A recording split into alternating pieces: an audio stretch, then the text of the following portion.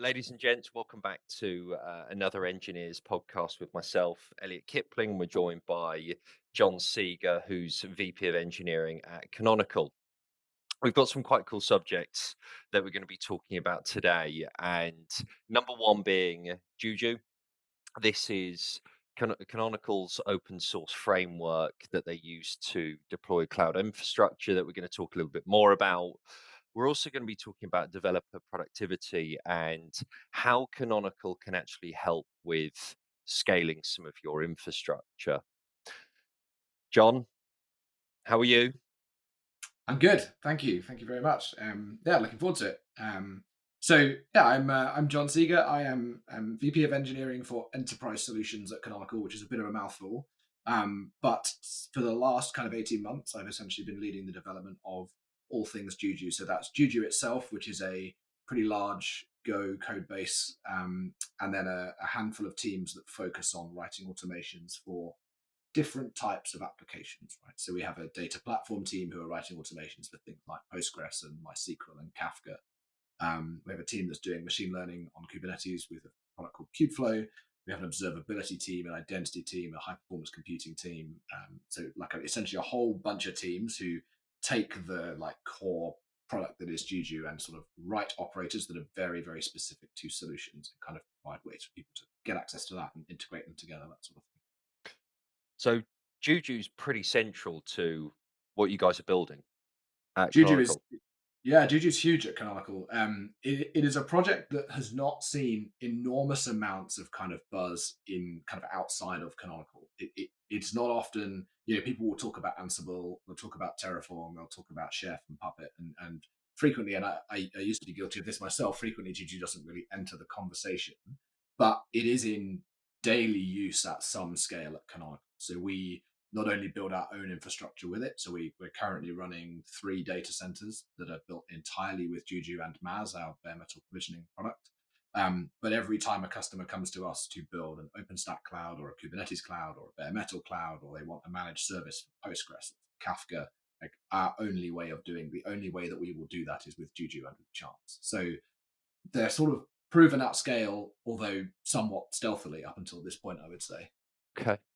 Well, where did Project Juju come from, or where was the idea spawned from that we should build this ourselves, open source it, and use it as just day to day? This is how we do things. Yeah, so it's quite a long story, right? And I've only been present for the last 2 years of it, but it started in 2009. And looking back, it was actually relatively ahead of its time. So it was primarily the brainchild of our CEO, Mark Shuttleworth, and our CTO, Gustavo Niemeyer.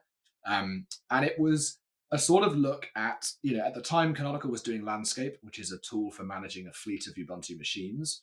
But it's kind of more the pets versus cattle versus pets. So landscape was about like you have a set of machines, you enroll them into landscape, and then you can add users, install packages, write config files. But it's very much about maintaining that very same set of machines and kind of evolving them over time.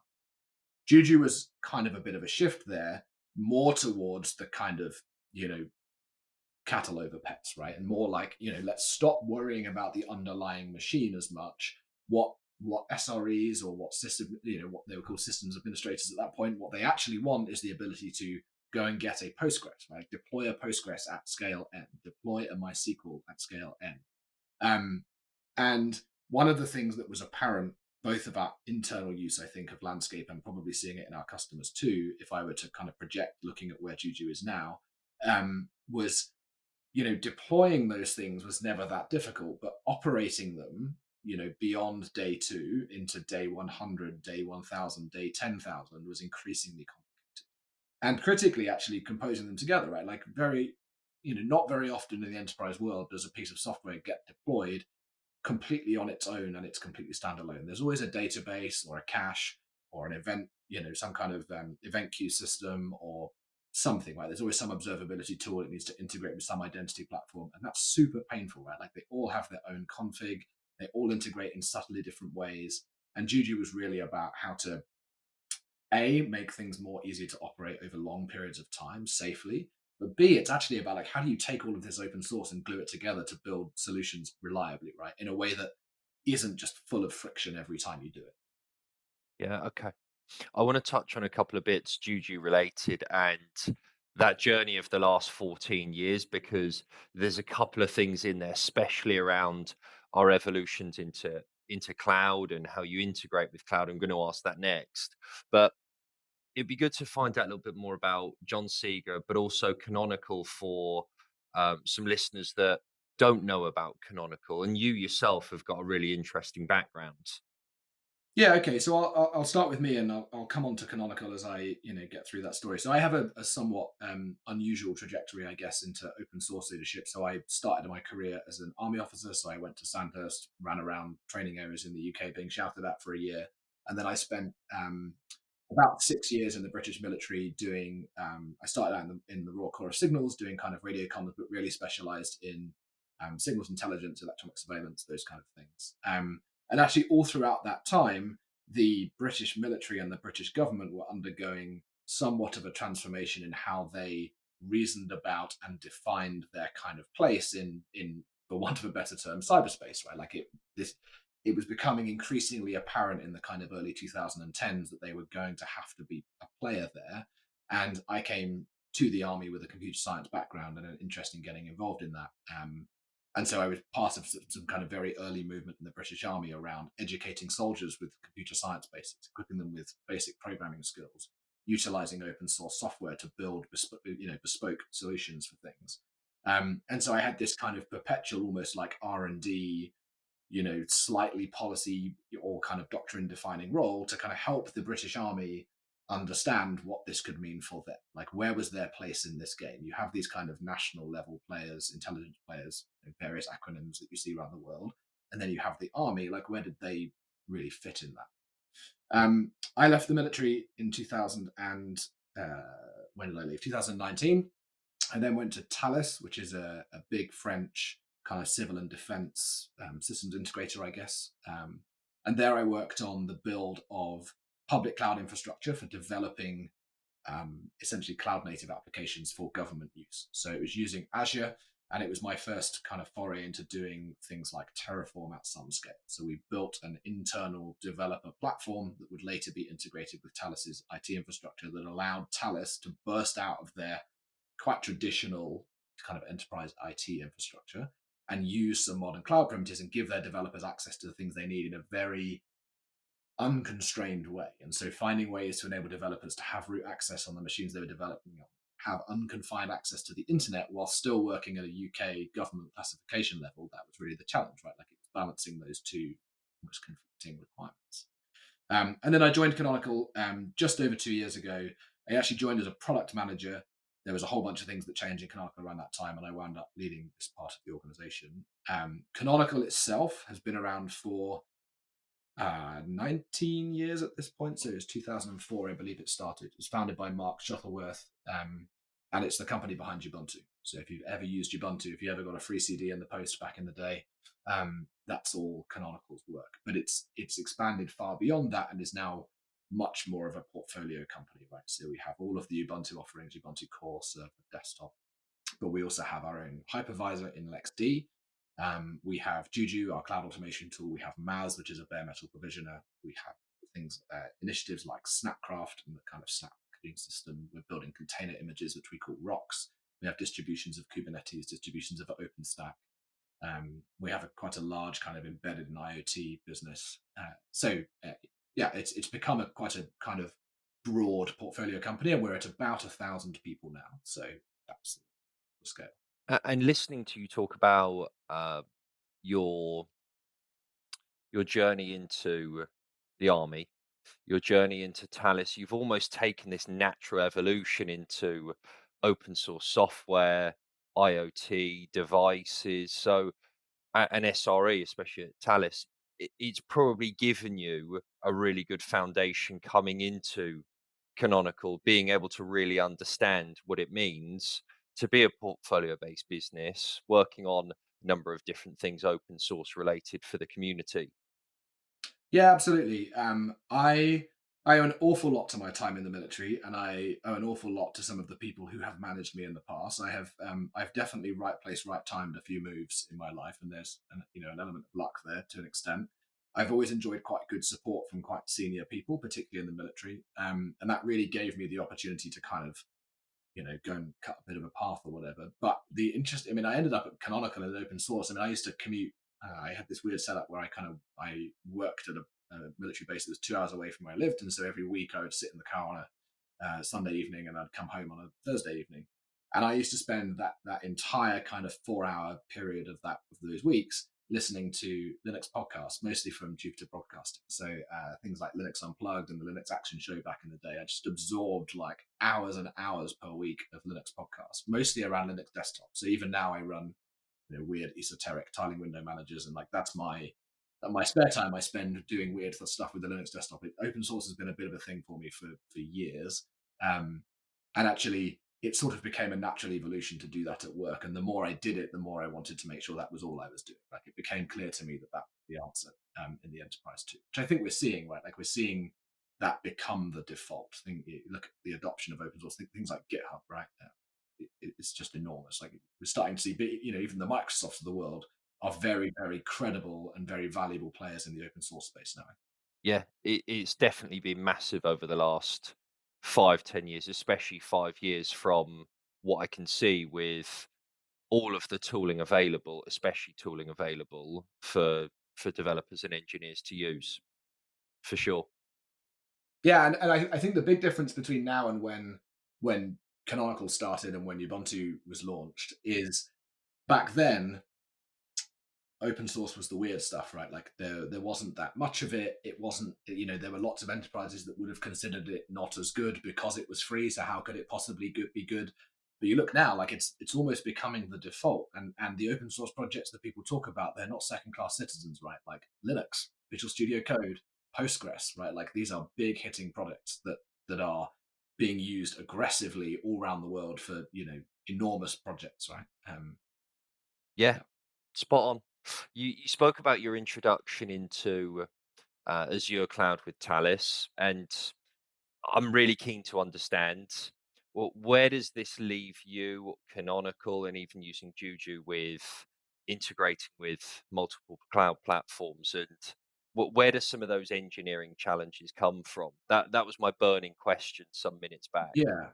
So Juju has native support for what it does on Azure, on AWS, on Google Cloud, on Oracle Cloud, on OpenStack, on VMware, on LXD, and on any Kubernetes, any CNCF conformant Kubernetes. You can use Juju in any of those places. Um, the biggest challenge is for Juju, and I think for any tool like this, is we try to provide, I think the superpower of Juju is if you can learn its abstractions about modeling applications like models, applications, units, like there's a certain language, there's a certain, some concepts to understand in Juju, but the whole point of it is you learn the Juju constructs, and then what cloud you're on is should be somewhat transparent. So if you want to run your database on a big like bare metal deployment in your data center, but you want to scale your web front end on a Kubernetes cluster on Amazon, you should be able to do that. And you can do that with Juju. There are, as ever, there's, a few steps you might have to go through. And one of the things that we have yet to iron out is kind of automating the establishment of that connectivity. But absolutely right now, if you want to have a single Juju controller that can manage infrastructure in any of the clouds we just said kind of simultaneously, you can do that. And the challenge is how to evolve Juju at pace, because this world moves quickly, but evolve it at pace, keeping in mind that there's a bit of an identity as Juju itself. And we have to be very careful when we design features that we don't accidentally design something that's really only applicable to one of the supported substrates, right? And Kubernetes has been the biggest challenge here by far. If I think about all of the other places where Juju runs, it's about provisioning either bare metal machines or virtual machines. And to a limited extent, it doesn't matter where you get your VM from, it's still a VM. It's likely to have systemd inside it. It's likely to have a normal Unix file system, etc. Kubernetes is fundamentally completely different, right? Like you're talking about containers inside pods on top of container network interfaces and all these kind of things. It's just very, very different. And so we actually had a bit of a false start on that and ended up re-implementing our Kubernetes support in a way that makes the experience across machines and Kubernetes much more consistent. Um, But that's been a real challenge for sure. Can you talk to us a little bit more about that? About how we made it more consistent. Yeah.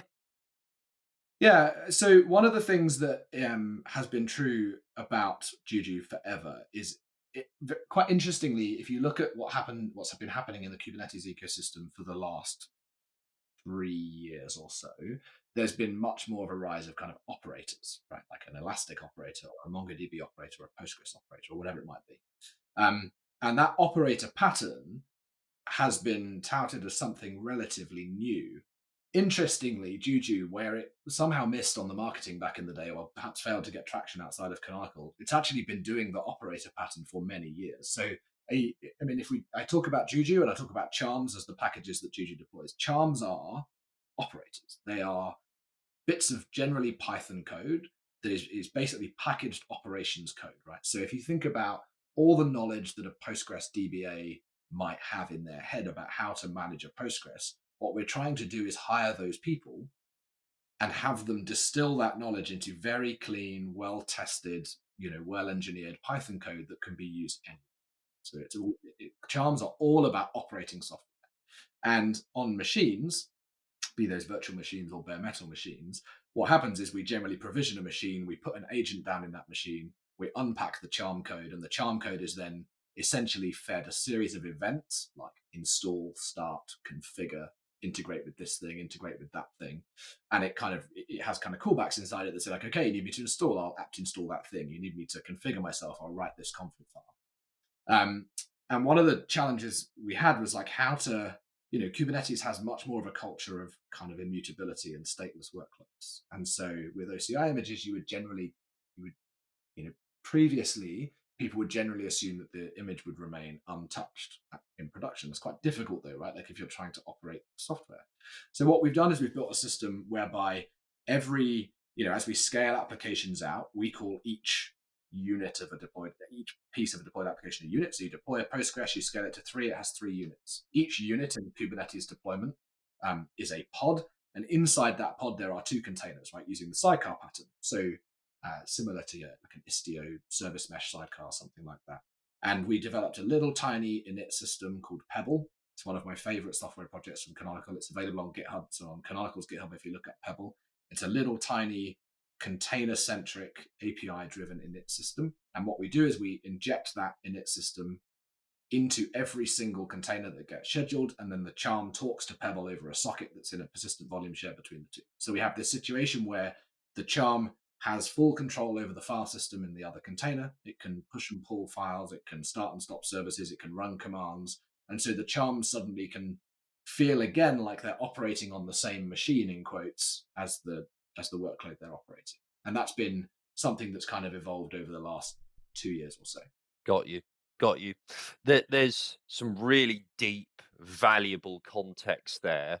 And I know we particularly wanted to explore in this podcast that what you're trying to do is help developers alleviate that feeling of having to be an expert here. So we're not having to be an expert across their whole stack. Help us understand what you feel is the real value that Juju can add without Yeah. developers having to feel that. Let's Yeah. just So I think, say hundreds of days into production.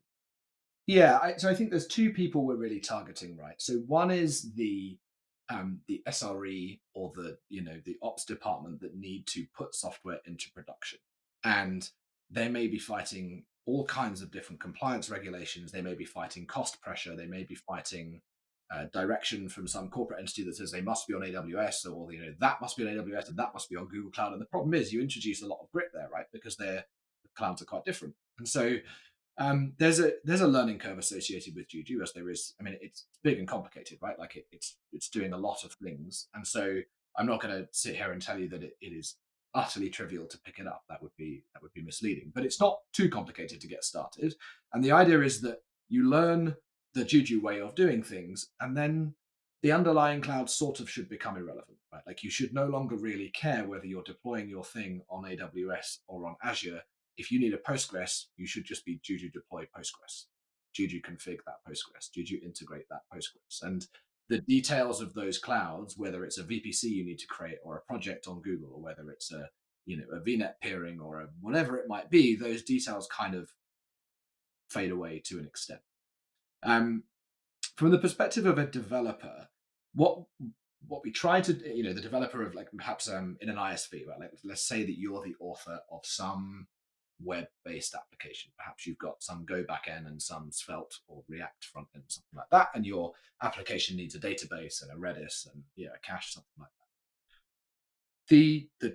The operator framework, which is also available on GitHub, is our Python SDK for writing charms, and what that is a kind of comprehensive toolkit for developers of software to write operators for their thing. And we've tried to make that as simple and expressive as possible, right? So it's quite simple. You have a single Python class, you subscribe to the events that you want to implement, install, config, whatever, and then you attach a callback to those events, and the callback can just be a single Python method, right? So you can, to give you an example, I've been doing some work with a really interesting open source project called Parker, which is a continuous profiling tool for essentially running performance profiles continuously against a workload in production and seeing how they perform. That is shipped as a Docker container, an OCI container. And I wanted to get that up and running in a Juju deploy. I actually wanted to use it to profile the Juju controller. We were troubleshooting something. And I took the kind of reference to that image. I wrote something in the order of 50 lines of Python. I wrote Charmcraft Pack, and then I published it to the store, and that was then deployable to any Juju, to any Kubernetes anywhere in the cloud. Like whether that's AWS, your own K8s, a micro K8s, a K3S, like, doesn't matter. And it's about 50 lines of code, because that 50 lines of code basically said, go get this container image, deploy it. Here's a brief description of the services I want you to run. You're good. Now, to make that HA, to make it back up, to make it observable, like they're all the kind of following concerns, and there's a bit more code, but we have this really nice mechanism called charm libraries, which are a way of essentially distributing the standard way to interact with things. So to give you an example, we have an observability stack called COS, the Canonical Observability Stack. It's made up of Prometheus, Grafana, Loki, Alert Manager, these kinds of things. And if you want to make your thing observable, if you want, say, for it to be scraped by Prometheus, the way you do that is you grab the the Charm Hub library, single command. You just say, go get me the Prometheus library. That gets vendored into your charm. You add a 2 or 3 line constructor and an import statement, and then your charm can be scraped by Prometheus. All of the logic around how to talk to Prometheus, what data to send to Prometheus, how to configure it, what interval to do it on, is all contained in that reusable library, which we distribute as almost as a product, right? And other vendors can do that too. So like, let's say, I don't know, let's say that Oracle wake up tomorrow and decide they desperately want to write a charm for MySQL. We can dream, right? They could write a library, which is a piece of Python, single file, they distribute to everybody that says, when you want to talk to MySQL, you include this file in your charm, you put this 3-line constructor in, and you're good to go. And that's what we're doing. So we have one of those for Postgres, for MySQL, for Redis, right? So suddenly, rather than worrying about how your customers or your users are going to get access to all those things, the answer is relatively simple. Like the answer is, you go and grab a bunch of libraries and build them into your charm, and they're just going to Juju deploy your thing, Juju deploy the Postgres, Juju deploy the Kafka, Juju deploy the Redis, whatever, join them all up, and then you're good to go, right? And they don't have to worry about that integration logic because the charming community, the Charm Hub community, is providing that. Got you. I'm hearing resounding simple, expressive, speed, and referring back to one of the themes of the podcast being around developer productivity. It feels as if there's a whole load of thought that's gone into how do we make this really, really simple for our Yeah. customers, for our users, and it feels as if the community are on board with that. Obviously, hence being open source, but I can really feel that. Yeah, one of the teams that I look after is the StarCraft team. And some of your listeners may be familiar with snap packages. They've been the subject of much debate on the internet, which you won't go into too much. But there is a format with which you build snaps called snapcraft.yaml. It's a YAML file that basically says, like, go and fetch this source code, build it in this way, grab this library, and then you kind of, right at the very end, you kind of pick all the pieces you want from the build system and package it up into a snap. And we call that the parts lifecycle. We have replicated that almost exactly. Well, the parts piece actually is exactly the same. It's completely reusable to a thing called Rockcraft. Rockcraft is for building Docker images, OCI images. And we have the same thing for Charmcraft. And so, again, there's a bit of a learning curve with our crafts, but if you invest in learning those things, well, suddenly you can now package software for Linux, any Linux distribution which will support Snapd, which is most of them. I've personally run it on Ubuntu, I've run it on Arch, I've run it on Red Hat based OSs, right? So that allows anybody, for example, to, so if I go back to the example of Parker, you can now snap install Parker. It's a snap that I wrote. And I used that in the machine charm, so you can deploy Parker on machines with Juju. I then wrote a rock for it, right, which is using the exact same description with some slightly different metadata to build the file system inside an OCI image. That's then deployed with the charm on Kubernetes.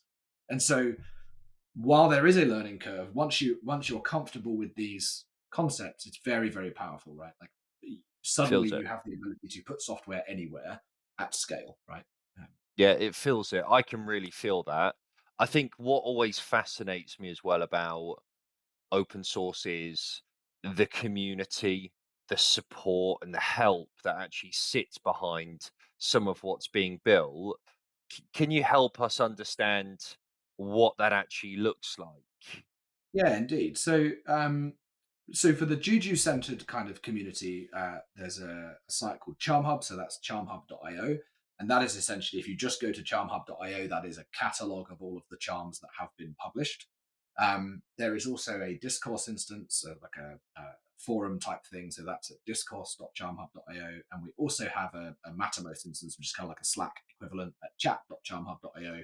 And the vast majority of the engineers who work in my department hang out in there all day long, right? So like you will get access to people who are experts in Postgres who are writing charms for Postgres, people who are writing Kafka, Kubeflow, Prometheus, Loki, whatever, right? Like they're all, we certainly the kind of charming part of Canonical, it exists almost exclusively in that public forum for their day-to-day work.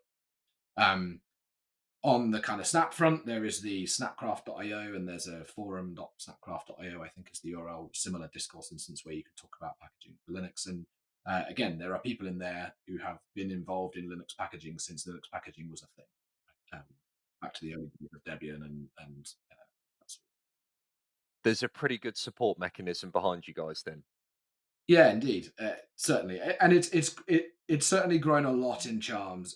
Charms have got a relatively long history. The big thing that has changed, so for anyone in your audience who has perhaps looked at Juju 5 years ago or whatever, the biggest thing that has changed is Canonical's investment in the operator framework as the like de facto idiomatic way to write Charms, and also the investment in essentially populating the store with very, very high quality kind of building blocks, right? So we are funding teams that work on all of the, I guess, table stakes projects that you need to build infrastructure with Postgres, MySQL, Prometheus, Grafana, Loki, blah, blah, blah, traffic, Nginx, all these things that you might need surrounding your application are just there now. Like they're just available. They're high quality. They're secure. They can back themselves up. They're observable. They can integrate with your identity platform. Like that has never been the case before.